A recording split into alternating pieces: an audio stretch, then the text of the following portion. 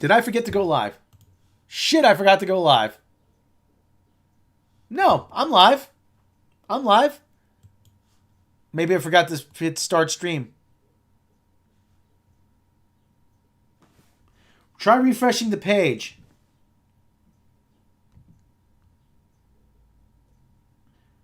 Yeah, apparently we're not live. Apparently we are not live. We are not live. We're not live. We're not live. We're not live. Yeah, okay, here we go. Yeah, so apparently if you're just seeing it live now, I got like my hair starting to get the Larry Fine look. I look terrible. I really do. So, see, this is the kind of reverence they never wanted. So somebody that would, self-deprecating enough. So yeah, we're seeing what happens when you have a face for radio. I'm going to fiddle with my hat for a little while. Okay. It's crooked. Heck with it. Hey, what's up, Morbid Fury in the chat? Did everybody see my... Oh, you know why you're seeing my OBS? Because I don't have it minimized.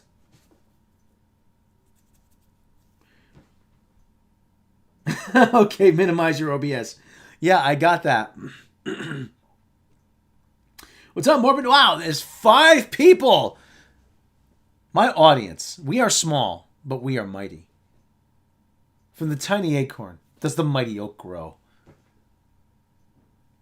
So anyway, Morbid Fury, what's going on? And who else is in the chat? Who else is joining us today? So, okay, did my Cruella rant, did that fall on deaf ears? Am I, Holden Girl, what's up, Holden Girl? How you doing there? Okay, so, the whole thing, okay, long story short, Cruellaville tanked, it was a bad idea. You're making a movie about a woman who murders puppies. That was never going to fly. And nobody's going to ever be sympathetic toward that. You know, when I was a kid, Cobra Commander, Megatron, Doctor Doom, all the great evil, the big Blofeld, all the great baddies. I mean, you never wondered why they're evil. Oh, geez, Blofeld had a tragic childhood. Megatron was mistreated as a tiny little robot. Cobra Commander's mommy didn't love him enough and traumatized him. Was like, no, they were evil. They were just evil. That was it. They were evil. They wanted to rule the world. Full story. End of story. Full stop. We didn't need the tragic backstory of Cobra Commander. What good would it have done anyway? Magic Napon. No Rob rant. No, oh God, you're gonna get Rob rants. You're gonna get a Rob rant at some point. Yeah, you're gonna get a Rob rant. So anyway, so this was a bad idea. $160 million down the tube. I'm not seeing that money. You can feed a small nation for that much money. There you go. Well, it's their money to waste. It is their money to waste. Okay. All right, next story. Let's go. Did you feel like torture yourself by watching this movie? No, fortunately, I have not. I have not seen it. I will not comment on the contents of the film. I will comment on the box office. Keck44, howdy. Mango Napalm, amen. Hey, Morbid, everybody's saying hi in the chat. I have the friendliest audience. I'm telling you. There is no audience friendlier than mine. There really isn't. Okay, next story. I saw this actually yesterday. I looked a little bit into it. Oh, there's my thing. Now, okay, I liked The Unbreakable Kimmy Schmidt when it was on Netflix. I thought it was actually pretty interesting. Pretty good. Yeah, it was a good idea. But unfortunately... yeah, the tragic backstory of Geode the Rock. Yes. How Twitter turned Kimmy Schmidt into a KKK queen. The official Office star Ellie Kemper was linked to a white supremacist group after a 22-year-old photo surfaced of her on Twitter. The truth was more complicated. When we talk about cancel culture, we all too frequently do in the year of our Lord, 2021. There are typically 2 schools of thought. First, which is frequently espoused by the smarmy right-wing Ben Shapiro types, is the cancel culture is an uncontrollable beast that must be vanquished, a consequence of power-hungry, White Claw and avocado toast fueled, Wesleyan-educated, cement milkshake-wielding lefties running amok on social media without any thought to the lives they destroy in their wake. The second is that cancel culture, as we think of it, doesn't exist. So much on social media has brought about a much-needed reckoning for people who harbor harmful and outdated beliefs. And those bringing public figures' transgressions to our attention are issuing a well-intentioned, urgent, and need for accountability. See, okay, here's the thing. When you try, I've seen people try to cancel Gordon Ramsay for something something he did to Sofia Vergara, a little awkward exchange on Sofia Vergara and Jay Leno. That was 25 fucking years ago! It's too late to do anything about it now! Oh yeah, but he should be held accountable. For what? Listen, if Gordon Ramsay says, hey baby, how's it going? You know, like, okay, you know. Oh, for God's sake. Perhaps there's a third school of thought regarding cancel culture that merits consideration. Perhaps the problem isn't so much cancel culture. Neither right-wing pundits cynically use it as a tool to incite rage, nor the people advocating accountability themselves, as is the platforms that set the stage for cancellation to take place that amplify barely fact-check incendiary narratives. This is where we get to Ellie Kemper, people. Listen, far be it for me to defend Ellie Kemper, but still. This is my immediate takeaway from the recent cancellation of Ellie Kemper, the button-nosed star of The Office and Netflix's The Unbreakable Kimmy Schmidt, who went viral on Sunday after photos surfaced in her 22-year-old local news story about being crowned the queen of a pageant in her hometown of St. Louis, Missouri. The pageant in question is the Veiled Prophet Ball, a 140-year-old ceremony sponsored by a semi-secret society consisting of wealthy white community leaders, which was co-founded by Confederate cavalrymen in 1878. The Queen of Love and Beauty, as Kemper was crowned in 1999, is a virginal maiden, selected from among the list of young debutantes who attend the ball, and is flanked by pages of cherubic young people dressed in all white, thanks to a reply to a tweet about the Veiled Prophet Ball itself, in which a St. Louis native snarked that the ball was a fancy event put on our local KKK. The false narrative circulated that Kempe had been elected a KKK queen. KKK took my baby away, they took her away from me. It's important to note here that the roots of the Veiled Prophet Ball are indisputably and extremely problematic, but not, as far as anyone can tell, intertwined with the you-know-who. As explained in a 2014 article that went viral again yesterday, the ball was founded explicitly as a way to establish white male upper class's dominance over poor black labor union members.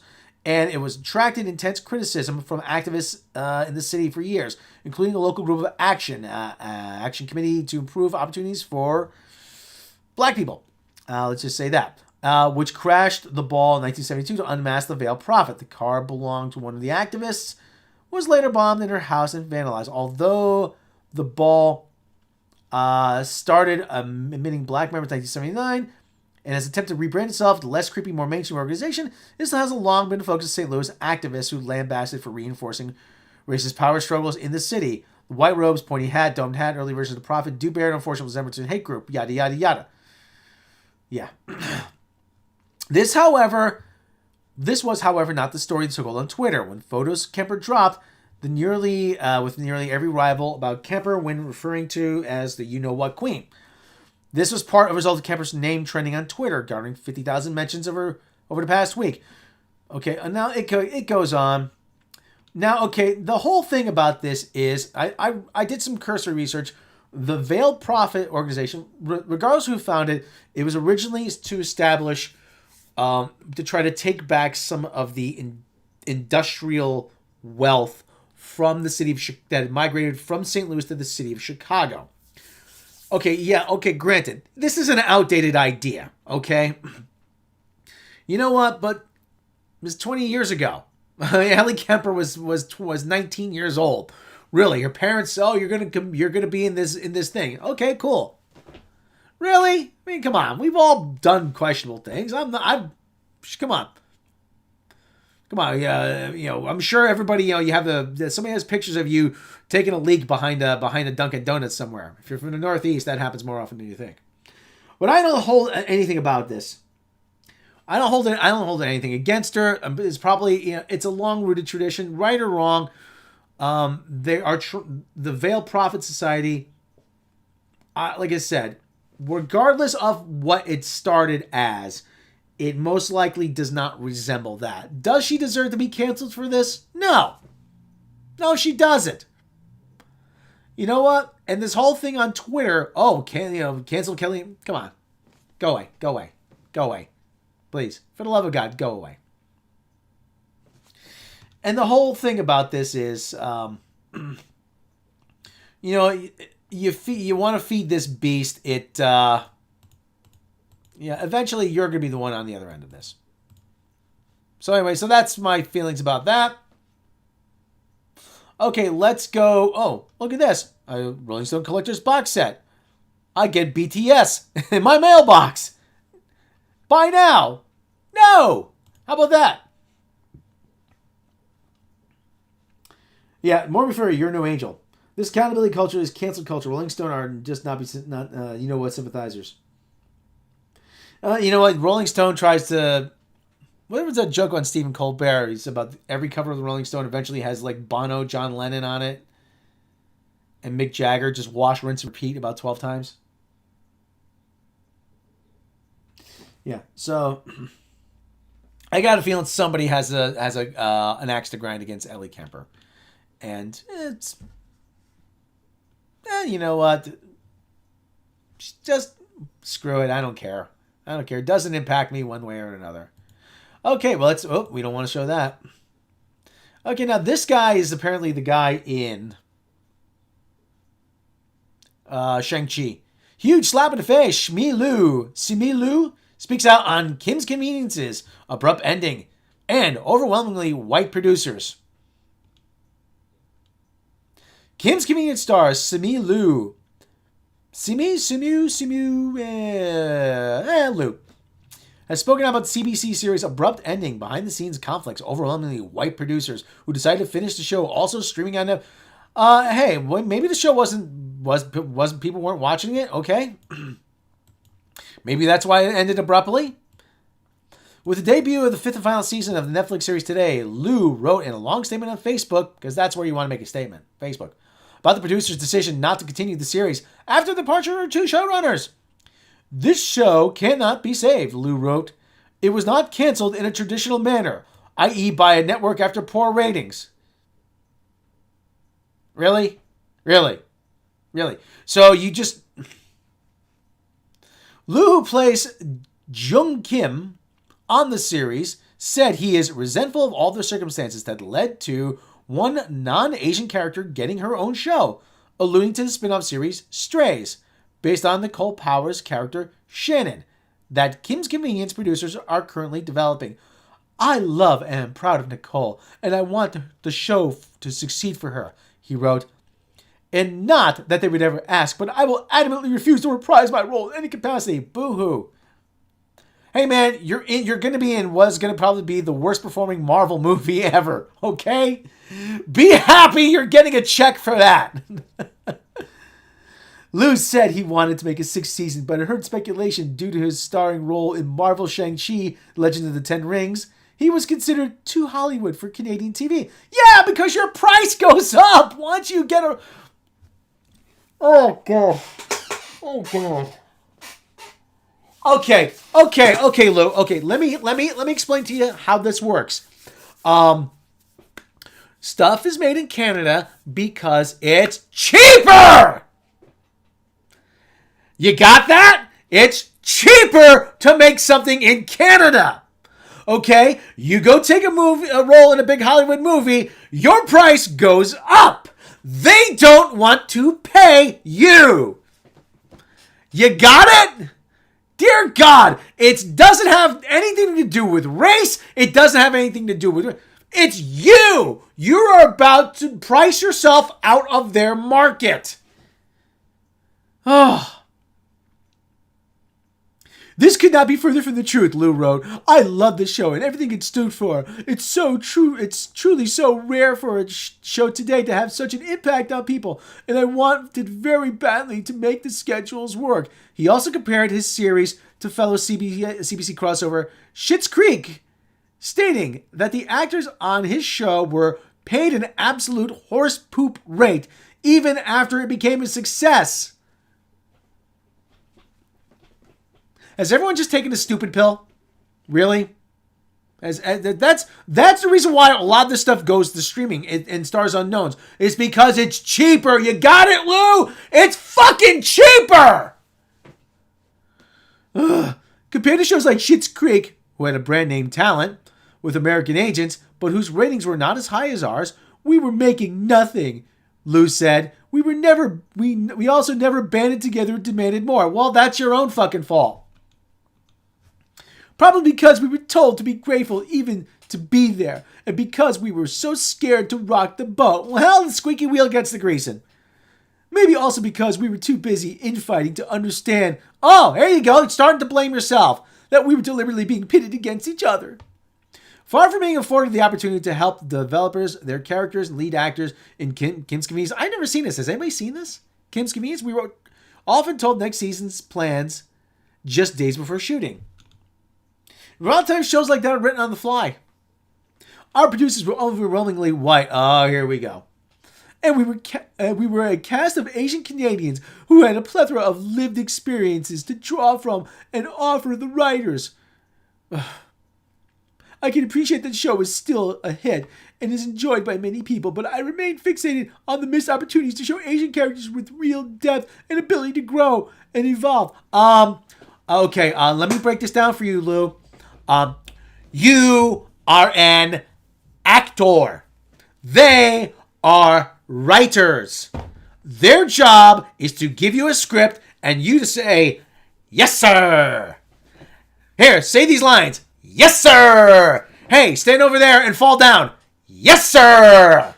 Hey, take this gun and pretend and go point it at somebody. Yes, sir. That's your fucking job. God, what a crybaby. And I've been canceled again. And you know what? Listen, you know what happens when you get actors input on scripts? You get Picard! Seriously, Patrick Stewart had the most input ever on Picard. Look at what a mess that was. Lou said that aside from In Choi, who developed the original play, Kim's Convenience, and served as executive producer and developer on the TV series, there were no other Korean voices in the writer's room, adding that even Choi did not do enough to be a champion for other East Asian voices.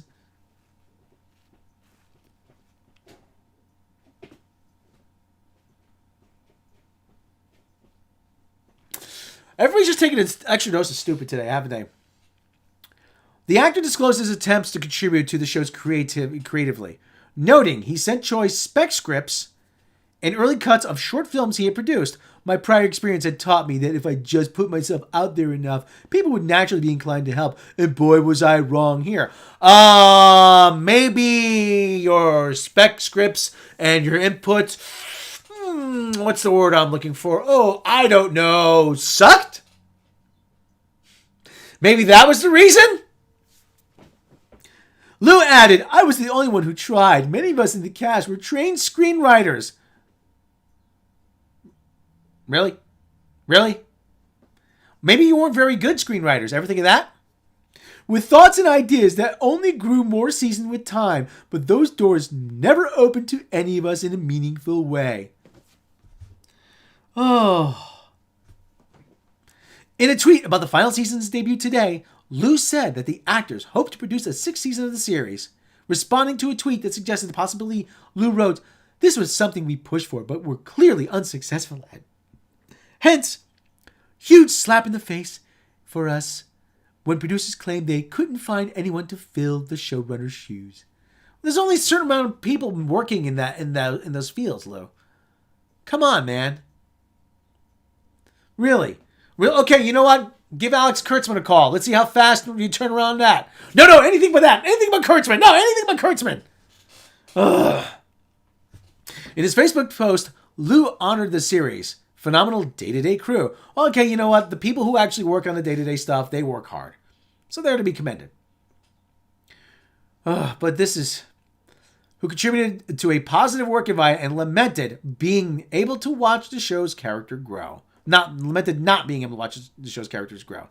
I'm so incredibly saddened that we will never see Jung or Jung, whatever, and Appa reuniting. We will never watch Kim's deal with Oma's MS or Janet's journey of her own self-discovery, Lou wrote, but I am still touched by the volume and the veracity of our fans. And I still believe in what the show once stood for. A shining example of what can happen when the gates come down and minorities are given a chance to shine.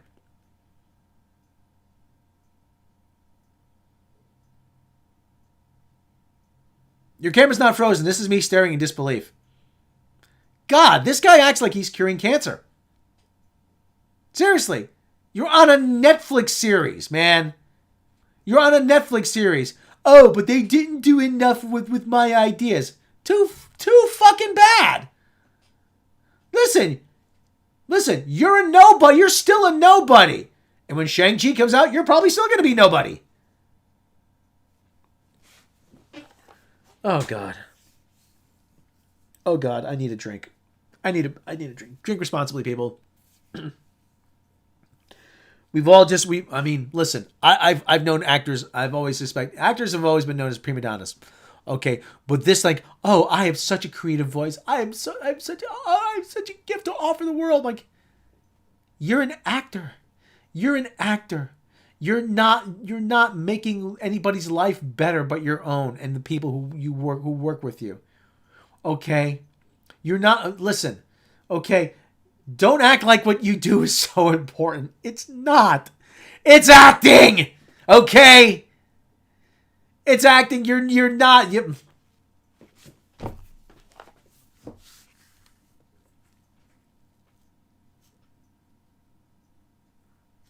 Okay, I'm gonna demonstrate to you. Okay, something. Okay, ready? See that? See that? See that? See that? See that? See that? See that? See that? See that? See that? Nikola Tesla! He contributed something lasting to the entire world! AC current!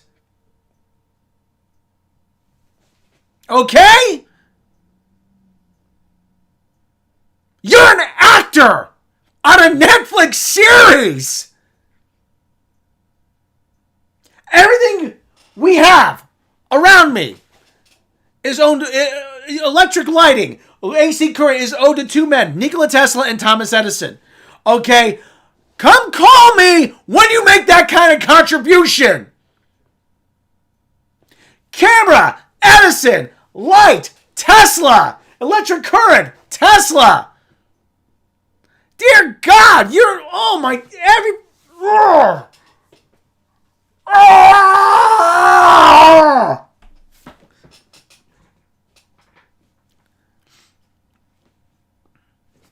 Headphones, Dolby.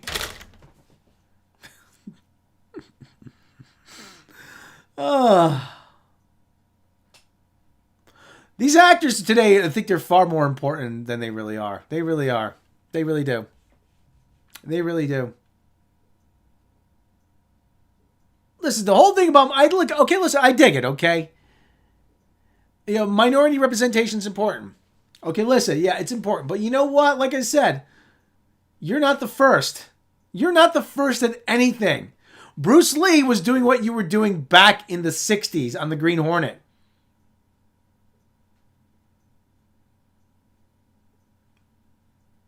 And now you're going to be in a Bruce Lee knockoff movie. Yeah, that Shang-Chi is Bruce Lee's version. You're going to be in the worst performing Marvel movie ever. I read Marvel comics all through the 80s and part of the 90s. I had no idea who Shang-Chi was. It never came up and never mentioned it. Shang-Chi? Who the fuck is Shang-Chi?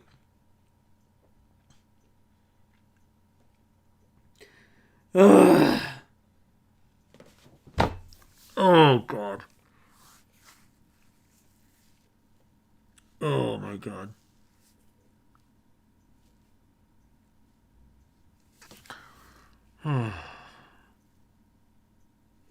Everybody's just taking an extra dose of stupid, haven't they?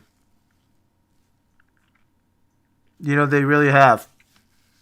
Everybody. Everybody's taking their extra dosage of stupid.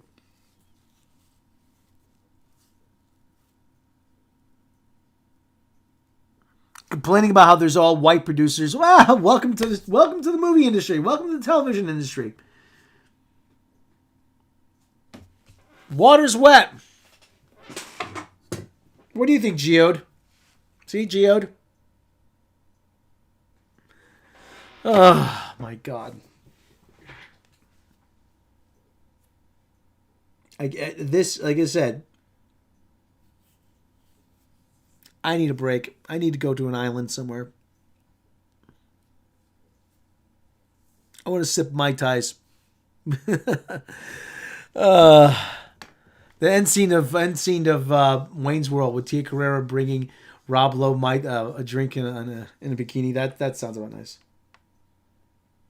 Morgan King, Rob, we miss you. We miss you. I miss me too. Let me ask the 8-Ball. Magic 8-Ball. Have people taken the excess of dumb juice today? The 8-Ball says, signs point to yes. The 8-Ball has spoken. Yeah, Puerto Rico is open. It's also a part of America. It's in U.S. territory, so you don't need a passport.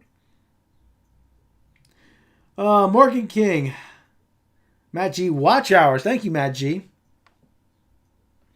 I don't know. Oh yeah, like I stole that from Sleazy P. Like that hasn't been thought of before. I think I still got the same shirt I had on yesterday. Yeah, speaking of Sleazy P, I'm like, yeah, check out Sleazy P Martini. Jeez, I mean, listen, I'm not a fan of Guar, okay? But at the same time, this guy's got an act that can't be beat. I mean, he's a sharp guy too. Sleazy P Martini, the manager of Guar.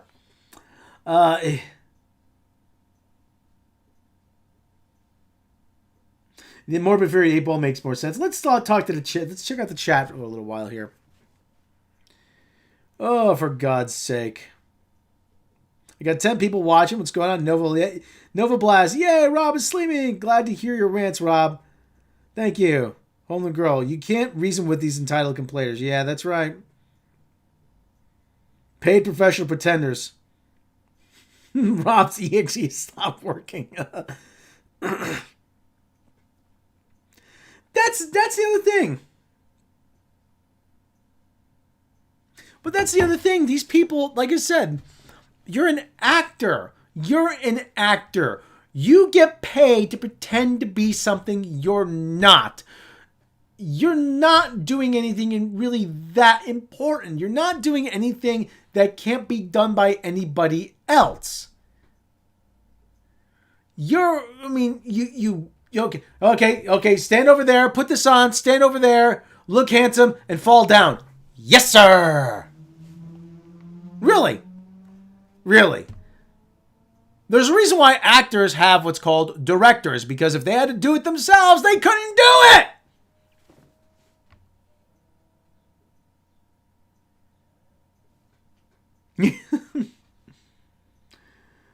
Oh.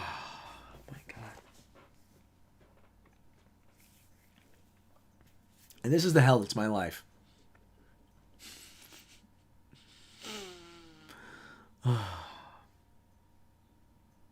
So anyway, yeah, I kind of want to make this quick. For God's sake. Characters grow. Yeah. We not being able to watch our characters grow. What are you, a tree? Unbelievable. These people need help. These people really do need help. What's the old saying about you're not crazy? The world, he goes, they're not, there's a line in the Clint Eastwood movie. They're not crazy. They're normal. The world is a crazy place. Oh, boy. How long have I been going here?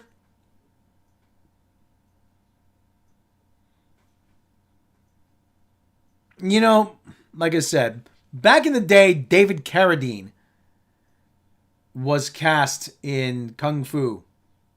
David Carradine, a white man playing a Chinese man.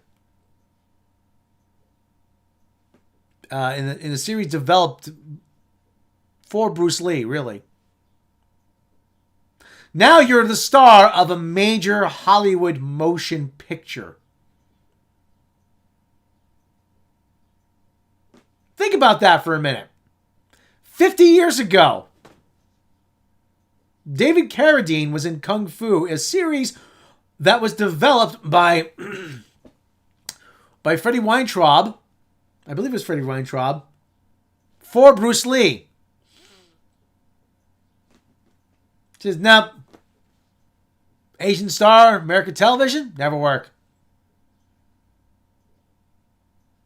Now, you're the star of a major motion picture in the biggest entertainment film series probably of all time.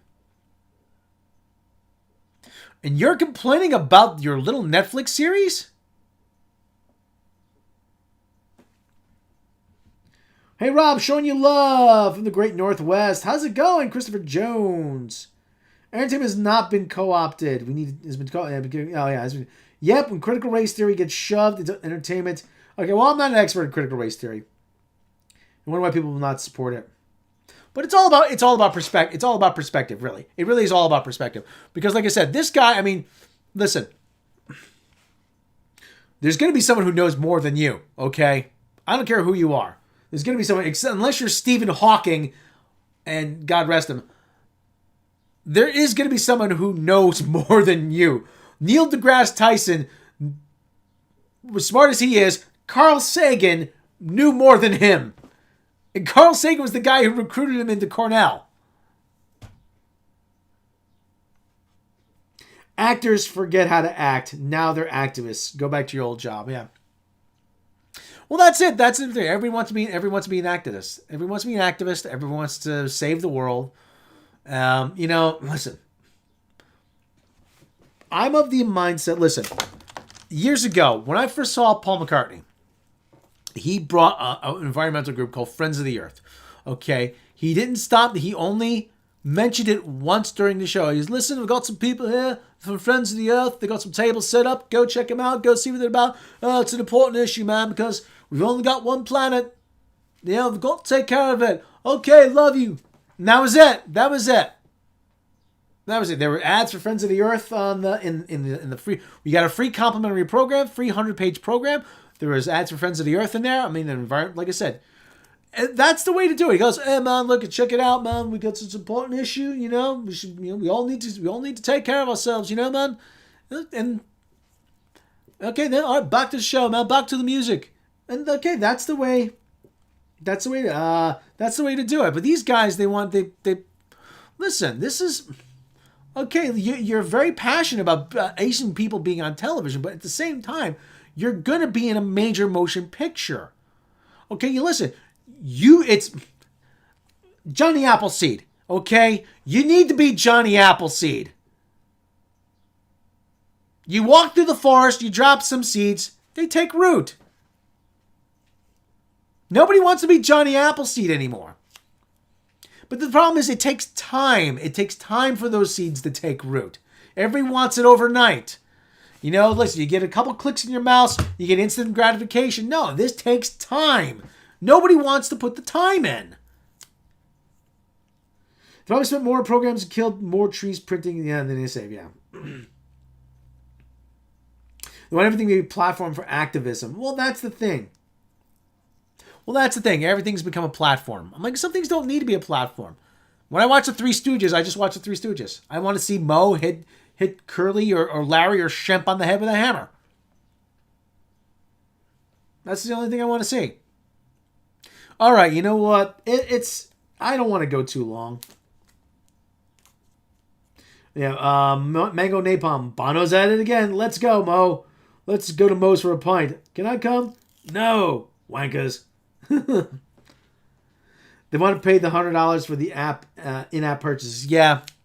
Yeah, you know, actually years ago, I might do a gaming stream at some point. You know, years ago, I remember when Gran Turismo came out, a lot of these kids were like complaining, oh, well, I should be able to pay to unlock everything. I'm like, oh, well, how can I unlock? How can I get everything in the game? I'm like, play it. Play the game. Oh, but I want to pay to unlock it. I'm like, you already have everything. You need to play it. Oh, but that's not fair. I'm like, how is it unfair? Play the fucking game. You're too lazy to do even the thing that people say that makes you lazy. That's where we are now. Like I said, this paid unlocks, instant gratification, man. It's.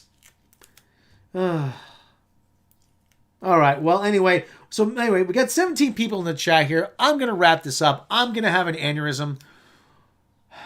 Check out Mecca's cooking stream in about a half hour. The Knicks are about to start. Knicks are taking on Atlanta. This is probably going to be the end of my basketball season, but you never know what's going to happen. Everybody, we're going to end the stream here.